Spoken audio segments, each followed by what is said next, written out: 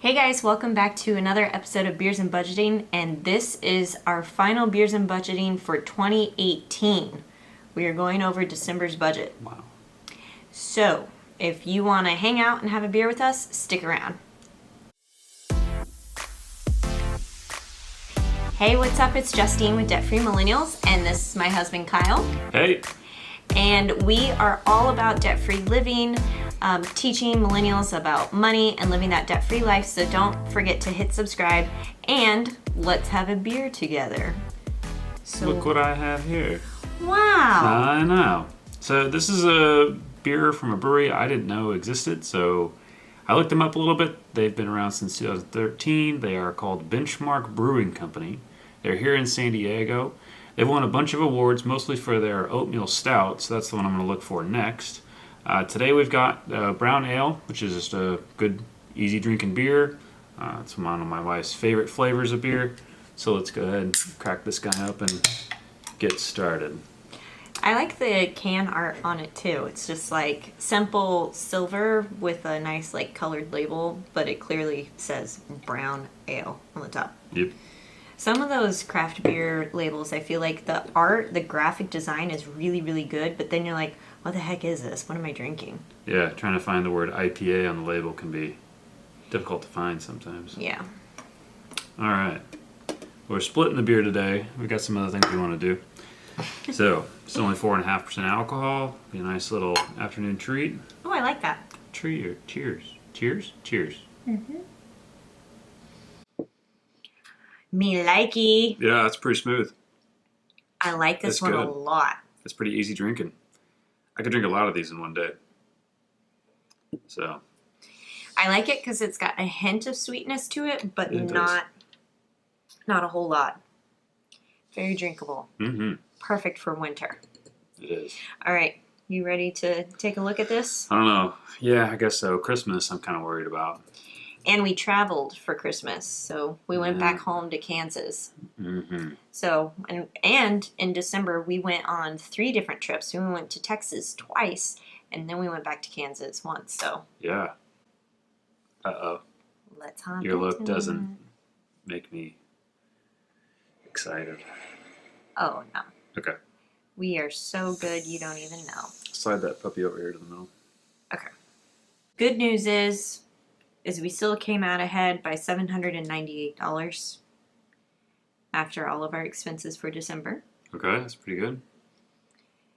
And let's go in from the top. What would you like to take a look at? Internet, groceries. Groceries were under quite a bit. Yeah. But we weren't home. Yep. Yeah, we were gone basically every weekend in December. So that would make sense why our grocery bill was only $295. Yeah. So we were under.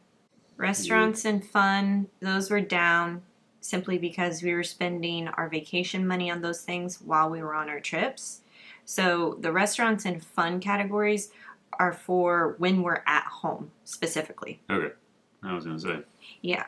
The times that you had to eat lunch at work because I wasn't grocery shopping as much, as we can tell by the budget, I wasn't spending money on groceries. And we went out to it's new to us, but that Ramaki noodle place. Oh, yeah. It's actually pretty good. Ramen noodle bar. It's good. Yeah. You went to your Christmas party. I got a pedicure for the first time in over a year. It's been like 14 months since I gotten a pedicure. That was so nice. Wow. It was so nice. All right. So that was still down. That was only $30. Christmas gifts. Yeah. Gifts in general. And I think this is actually, Christmas gifts was slightly more than that because I bought some in November after Thanksgiving for Black Friday, Cyber Monday. So I think we were just a little more than $634. I want to say it was like $670. I'm so confused. What the running total tab? I mean, budget's $150 a month. We spent $634, but that was accumulated value. So what's running total of $586.72 mean? Well, remember we said we were going to put in $900 for Christmas gifts?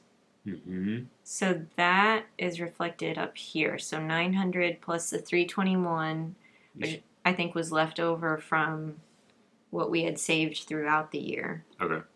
minus what we spent just now, just this past month. Okay. Gotcha. So yeah, we actually did really good on Christmas gifts. And the rest of the stuff looks pretty good. This actually, I think, needs to be. Yeah, you didn't go the whole month without buying clothes. I bought a sweater at Nordstrom's Rack, and it was $11. Whoa, slow down. Slow down now. And you bought a shirt at TJ Maxx for $12. It's my kind of budget.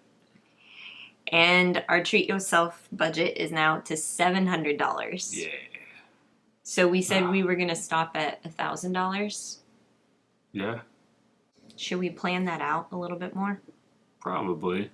Because I know what I want to do, and you know what you want to do. We just don't really know how much all of that's going to cost. I don't think it's going to cost anywhere close to $700. Not that I want to try and spend that much money.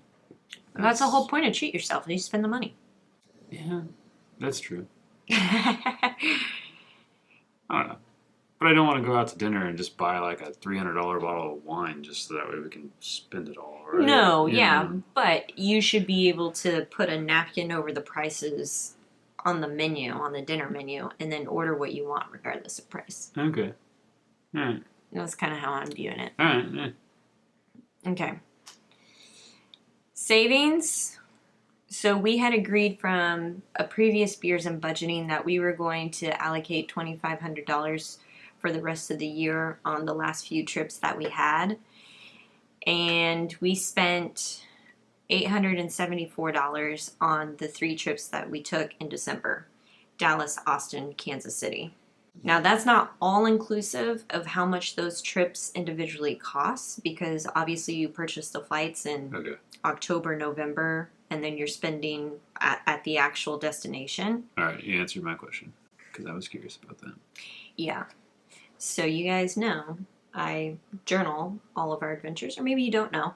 I like to take just like memories of our trip, and then I had started this last year where I took a total of all the trip expenses and then put it at the end of each journal entry so that I know, okay, when we go to New Orleans, this is how much it's going to cost to do all of these things and eat at these restaurants. So I can tell you, when we went to Dallas, we only spent $417. You see that? $417. And then when we went to Austin, we spent $498. Now, guess what we spent for Kansas City? We were home for 8 days. Yeah, we were there for a week. Including airfare? Yep. I guess we spent $700. Oh. Ouchie. Do you see it? Yeah. $914. Ooh. So how's that break down? So the flight with Companion Pass, because we had Companion Pass last year for 2018, was $501. I think mainly that's because we were flying during the holidays. Yeah. We flew December 21st through the 29th.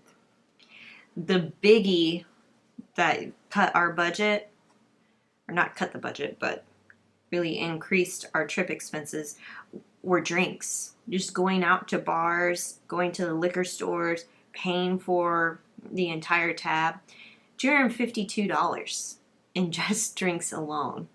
It makes you not want to drink alcohol out, like at bars and things like that. But yeah. 2 of these were from liquor stores.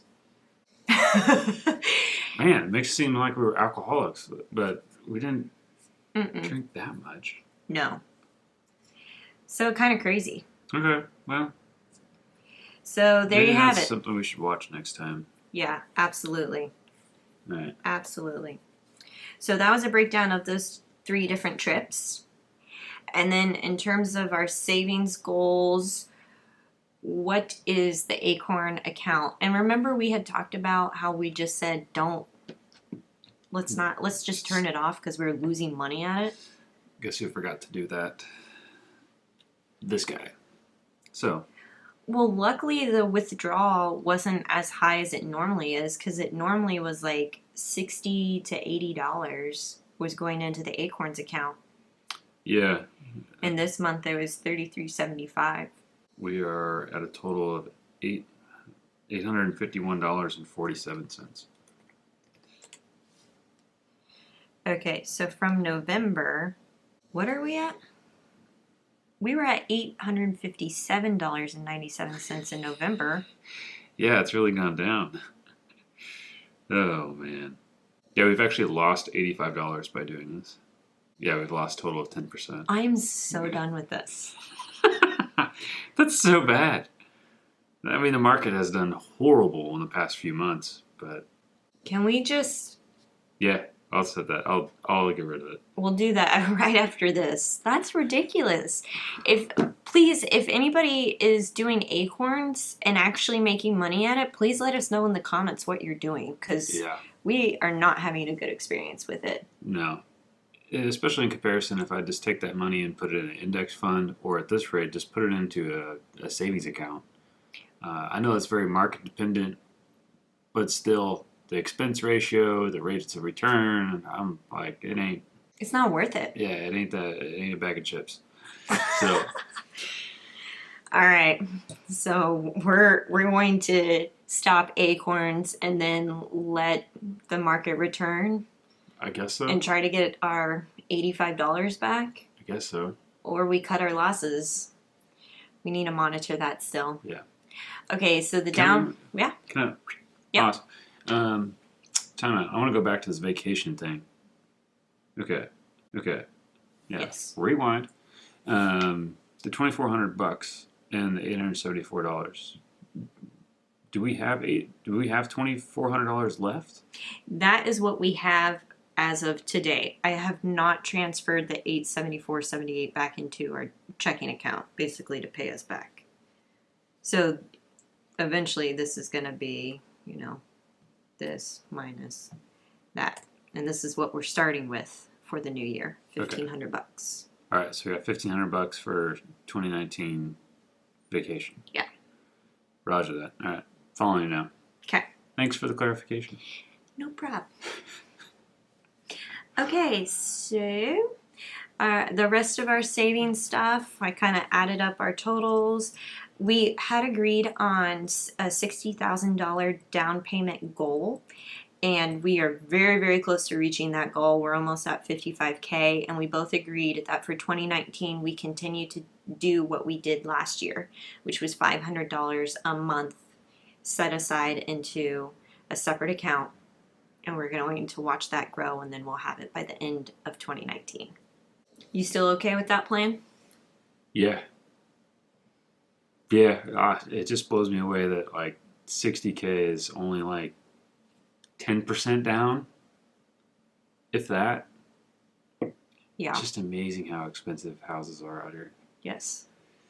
So I'm excited that we have that much money saved up. It's just still a long road ahead of us. That's a lot of cash. Yeah. A lot of cash. I don't take that lightly. But it feels good to know that we're working towards that, but also it is discouraging to know just how expensive it is out in the West Coast. Yeah. So, ups and downs, right? Yep. All right, cool. So, I need a drink after that. What do we want to do with our surplus? Well, how much surplus we got? $787. I do not know. We could put it in the vacation fund. Mm-hmm. We could donate some of it.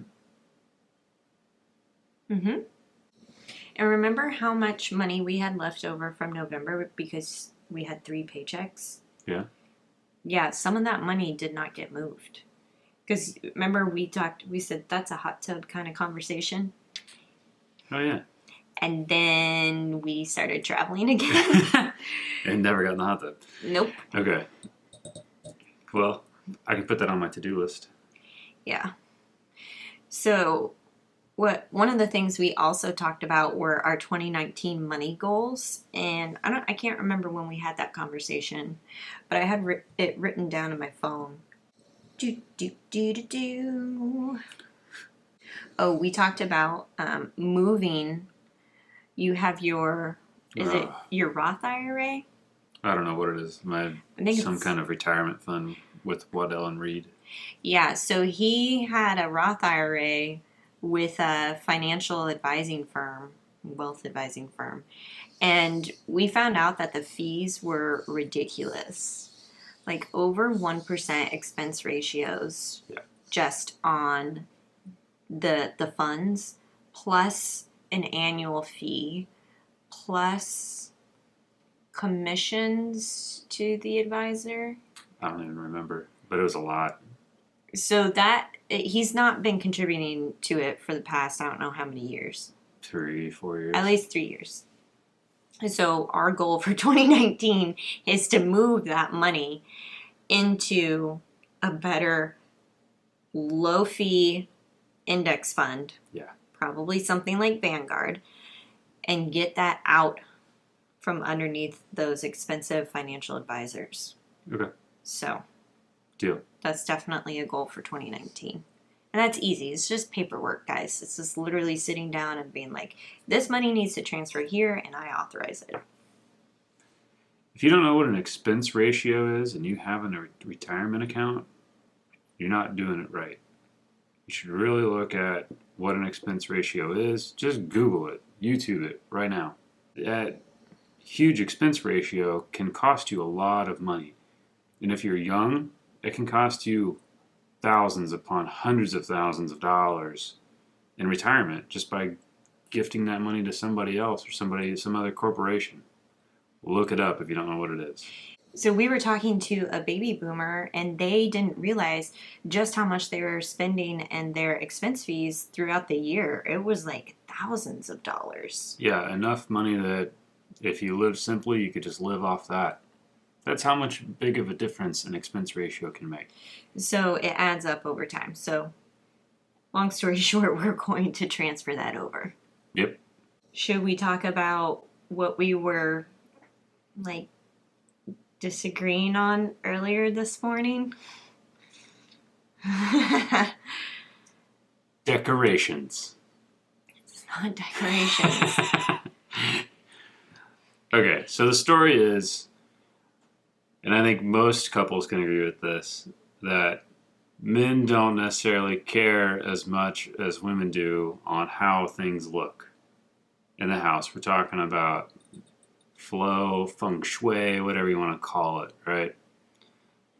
So the wifey here wants to basically create or update some things, right? Mm-hmm. And I am of the fan of it works. There's nothing wrong with it. Why fix what's not broke? I think that's a generality you can make amongst most couples. So to compromise, we're going to meet somewhere in the middle. Mm-hmm. Which means we're going to take part of the budget and put it towards a home fund. What do you want to call this? Justine's... apartment upgrade fund. Yeah. So, how much per month do you think is fair? Well, so upgrades could mean a lot of different things. It could be as expensive as getting new furniture, right? Or it could be as little as getting like a $15 shower curtain. Changes the aesthetic. Yeah. But you want to watch those. A lot of, 10 little $15 items here and there can add up to be a lot of money, right? And you do that every month, and you're looking at spending over $1,000 a year on $15 little trinkets, right? Yeah. Well, I don't want trinkets. I'm all about minimizing, as you know. I like to get rid of stuff. I joke that she gets rid of it before it even gets in the house. I like to get rid of stuff. I like to have nice stuff, quality stuff. I don't want to cheap out on furniture like that. Amazon entry table that we got. It was $120, and it's not even real wood. It's particle. It's pressed wood, right? Yeah, well, it was made in China, and the instructions were wrong on how to put it together, so I actually had to get my drill out and put it together and drill extra holes to get it to go together. So is it a quality piece of furniture? No. I mean, those are the types of things that I think about. So in the case of like looking at our budget, how we're coming out with a surplus, this month, last month, October, September. Okay, I know. Okay, I know some of that money has already been. been. I know some of that money has already been allocated, but if we could take some of that money. All right, write your number down on a piece of paper and slide it across the table. I've heard your argument. What is it? What's your number? $100. Okay. Really? Yeah, that's fine. $200. All right, $100 a month on home decor, updating. I don't know what else. Lack of better terms. And that means. Or better words. So, does that mean I'm going out and getting something and coming back and you're like, oh my God, why'd you buy that? Or is it like, hey, what if I got us a new shower curtain? Which one do you like? How involved do you want to be in this process? Not at all. Not at all. Is the right answer. Yeah. Oh, man. Well, you just use your judgment on it. If you think it's something that would annoy me, or my tastes in things, you know what I like or don't like. If it's plaid, all day, baby. Right? Oh my God. Guys, let's count how many beers and budgeting videos that he is wearing plaid in. That would be so funny. All right. Okay, so I know a lot of couples have this exact same argument, and I did not handle myself as well as I should have. I got heated about it really quickly when he was trying to voice his opinion to me earlier today, and I just instantly was just like, nope, you don't like anything nice that I buy, blah, blah, blah. And then he was like, whoa, let's have an open conversation about this. And then we both agreed, let's come on here and talk about it, because there's a lot of you who probably have similar disagreements. And I think I was seeing this on the Debt Free Millennials Facebook page, where I was talking about how car payments end up costing you your wealth in retirement. And I think somebody had commented, yeah, so do home improvements, and tagging their significant other. And Eric, I think that was you, Eric and Jennifer. I could be wrong about the names, but it was kind of funny because we had been talking about that stuff. And that's hilarious. It's like, okay, let's have a conversation about that together and see how we can compromise. And I think that's great. Yeah. All right.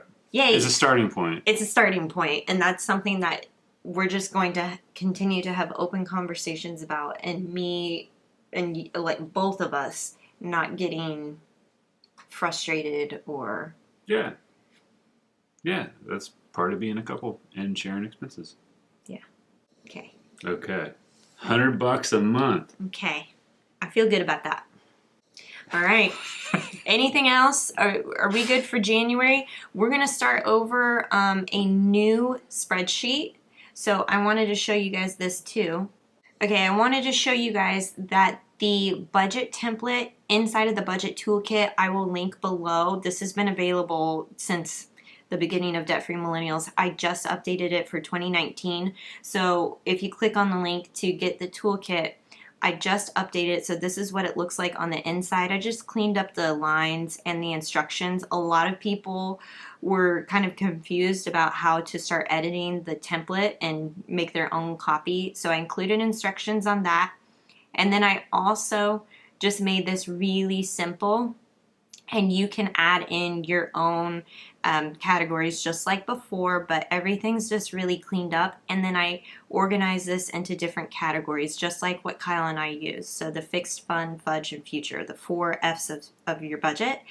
And then you can start organizing your debts and your budget items. So that is all included. We're going to start using this exact template too for 2019, and we'll start planning for January. I don't anticipate us doing a whole lot of new expenses for January. I think maybe we have one trip, and that's about it, right? Yeah. But stay tuned, because we are going to do a 2018 annual review of our expenses. And I am already getting sick to the stomach to look at how much of our total income went to just rent. It's an eye-opener, so look out for that video. All right. All right, you guys. Thanks for hanging out with us. A special appreciation to all you guys who told me that you guys enjoy watching this, especially if you're doing this with your significant other. Really appreciate you guys for sticking around, and we'll catch you in another video. Cheers. Cheers. My beer's empty. Oh.